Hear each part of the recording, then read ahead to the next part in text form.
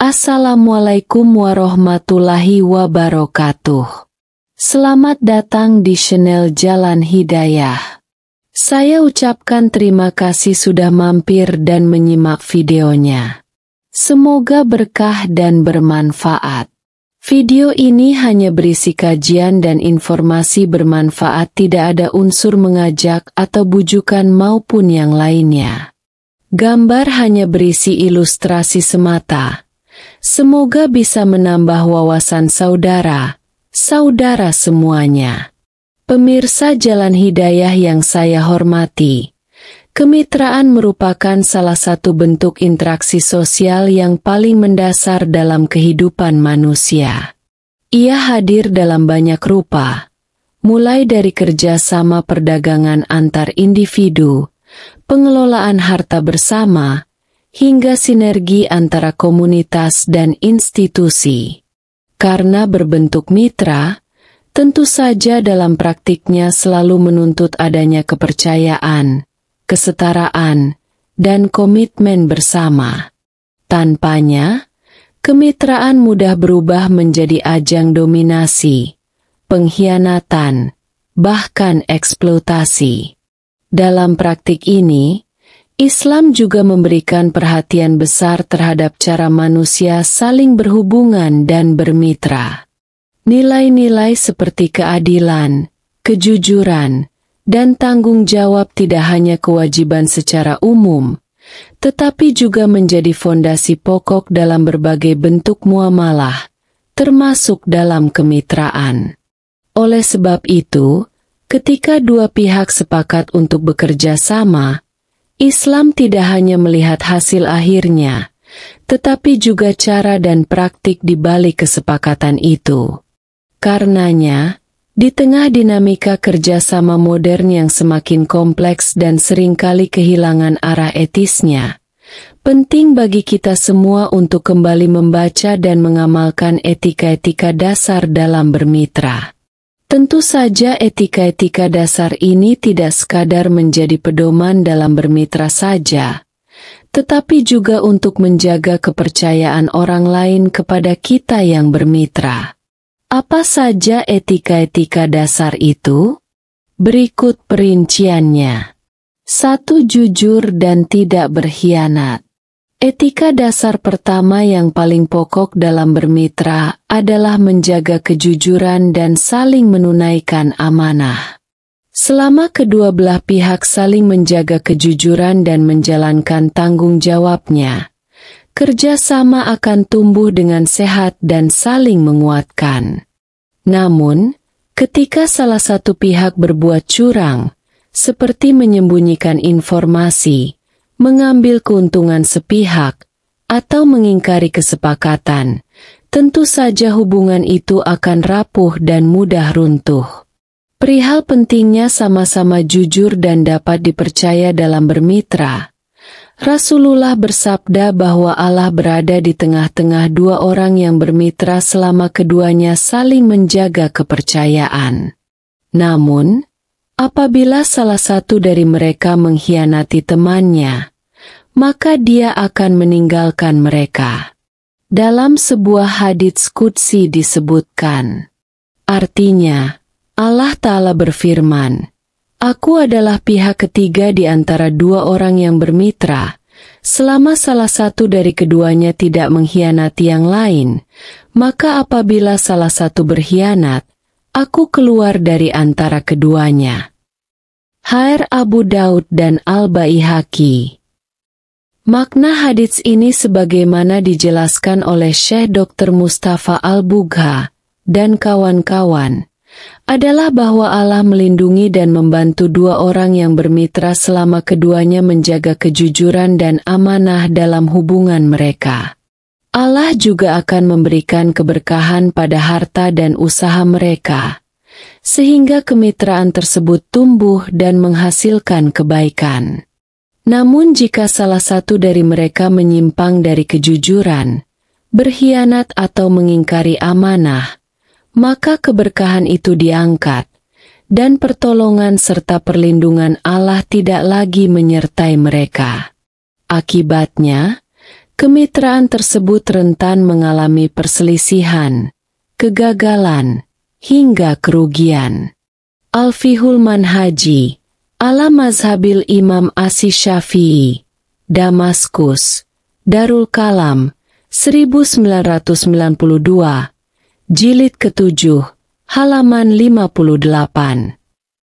Dalam riwayat yang lain, Rasulullah Shallallahu Alaihi Wasallam bersabda, artinya, pertolongan Allah bersama dua orang yang bermitra selama salah satunya tidak berkhianat kepada yang lain. Namun jika salah satunya berkhianat, maka pertolongan itu dicabut dari mereka berdua. Hr. Daruqutni. Baca juga mamah dedeh, istri, mitra suami dalam mencari nafkah. Maksud dari hadits di atas menurut Imam Ibnu Hajar Al-Haytami adalah bahwa selama dua orang yang bermitra saling menjaga kejujuran dan amanah, pertolongan Allah akan senantiasa menyertai mereka. Pertolongan ini bermakna turunnya keberkahan dalam usaha mereka, penjagaan dari kerusakan, serta tumbuh dan berkembangnya harta yang dikelola bersama. Namun, jika salah satu dari mereka mulai berkhianat, maka keberkahan itu akan dicabut. Dan akibatnya, muncul dampak negatif berupa kerugian, konflik, atau hilangnya rasa saling percaya antara orang-orang yang bermitra. Az-Zawajir, An Iktirafil Kabair, Beirut, Darul Fikr, 1987 m. Jilid pertama, halaman 431. Dua, adil dan tidak saling merugikan. Etika dasar kedua dalam bermitra adalah tidak berbuat zalim terhadap rekan sendiri, karena tidak sedikit orang yang bermitra kerap tergelincir dalam tindakan saling menzalimi.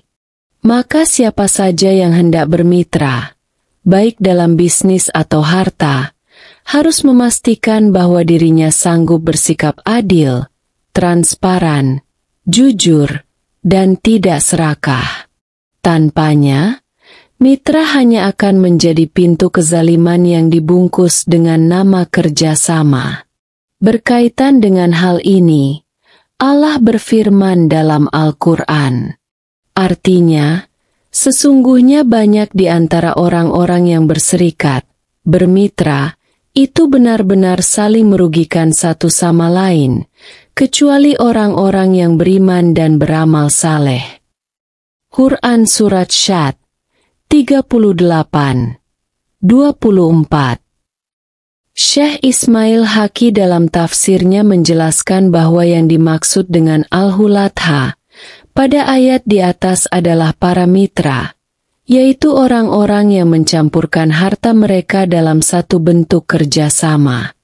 Ia menekankan bahwa bentuk hubungan ini, meskipun secara lahiriah tampak seperti kerjasama, seringkali menjadi ruang yang rawan untuk pelanggaran hak. Sebab kenyataannya, kebanyakan dari mereka justru saling menzalimi, mengambil lebih dari bagiannya, dan tidak memedulikan etika maupun prinsip keadilan dalam bermitra.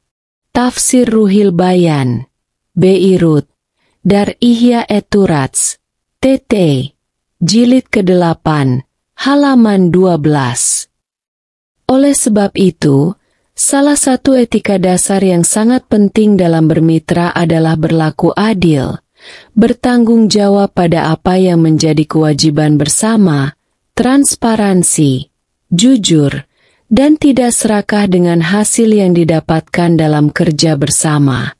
Dengannya, kemitraan tidak hanya menjadi alat mencari untung, tetapi juga menjadi kesempatan saling support dengan sesama rekan kerja. 3. Saling berkomitmen. Salah satu etika lain yang paling mendasar dalam menjalin kemitraan adalah komitmen. Komitmen tidak sekadar kesepakatan lisan atau tulisan saja, tetapi juga janji yang mengikat pada tindakan yang akan dijalankan oleh pihak-pihak yang terlibat dalam bermitra. Dengan berkomitmen, konsistensi terhadap arah dan tujuan bersama akan lebih terarah dan kestabilan hubungan kerja pun dapat terjaga. Berkaitan dengan hal ini, Allah berfirman dalam Al-Quran. Artinya, wahai orang-orang yang beriman, penuhilah janji-janji. Quran Surat Al-Ma'idah 5:1. Merujuk penjelasan Syekh Syihabuddin Al-Alusi dalam kitab tafsirnya, maksud dari ayat di atas adalah bahwa orang yang terikat dalam sebuah akad atau perjanjian kesepakatan, maka sudah semestinya ia menjaga konsekuensi dari akad tersebut dan berkomitmen untuk menunaikannya. Masing-masing harus saling menjaga apa yang dituntut dalam akad dan melaksanakannya sesuai dengan isinya. Ruhul Ma'ani fi Tafsiril Quranil Adzim Was S. Abel Matsani, Beirut, Darul Kutub Ilmiah, 1994, Jilid keempat, halaman 358. 4. Harus mendapatkan izin dalam etika bermitra. Penting disadari bahwa setiap rekan dalam kemitraan sejatinya adalah orang luar, ajnabi, terhadap bagian harta milik mitranya. Sekalipun harta itu berada dalam satu wadah kerjasama, hak kepemilikan masing-masing tetap berdiri secara utuh dan tidak saling melebur secara mutlak. Karenanya, tidak dibenarkan bagi salah satu pihak untuk bertindak atau mengelola bagian harta mitranya tanpa seizin darinya, baik dalam bentuk penggunaan, pengalihan, maupun pengambilan hasil. Sebab pada dasarnya, tidak ada hak perwalian, wilayah, bagi seseorang atas harta orang lain kecuali dengan izin yang sah, eksplisit, dan diketahui dengan jelas.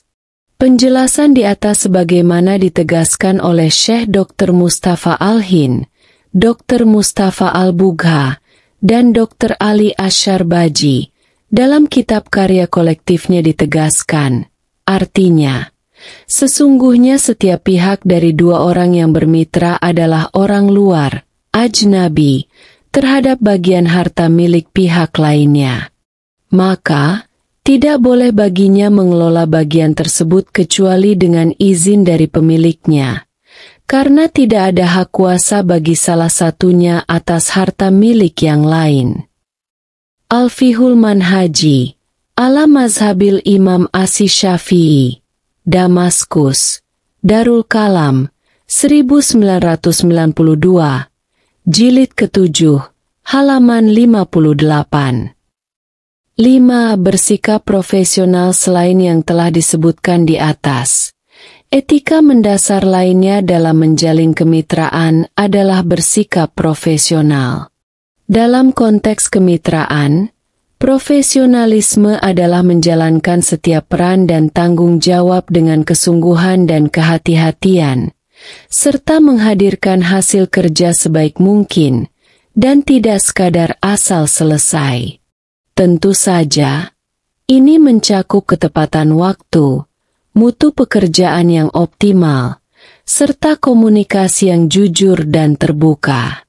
Sikap seperti inilah yang sejalan dengan semangat kerja yang diajarkan oleh Rasulullah. Dalam salah satu haditsnya, Nabi mengingatkan bahwa Allah mencintai hambanya yang menyempurnakan pekerjaannya, artinya, sesungguhnya Allah mencintai apabila salah seorang di antara kalian melakukan suatu pekerjaan untuk menyempurnakannya dengan sebaik-baiknya, profesional. Hr. Al-Baihaqi. Dengan demikian, kemitraan dalam Islam tidak sekadar kesepakatan kerja atau pembagian keuntungan saja, tetapi juga merupakan ikatan etis yang dibangun di atas 5 pilar tersebut, yaitu kejujuran, keadilan, komitmen, izin, dan profesionalisme. Tanpa etika-etika ini, sangat mungkin dalam kerjasama tergelincir pada ruang kecurangan dan penindasan. Karenanya, Islam tidak hanya mengatur aspek teknis kerjasama, tetapi juga menekankan aspek keberkahan, kepercayaan, dan tanggung jawab moral bersama.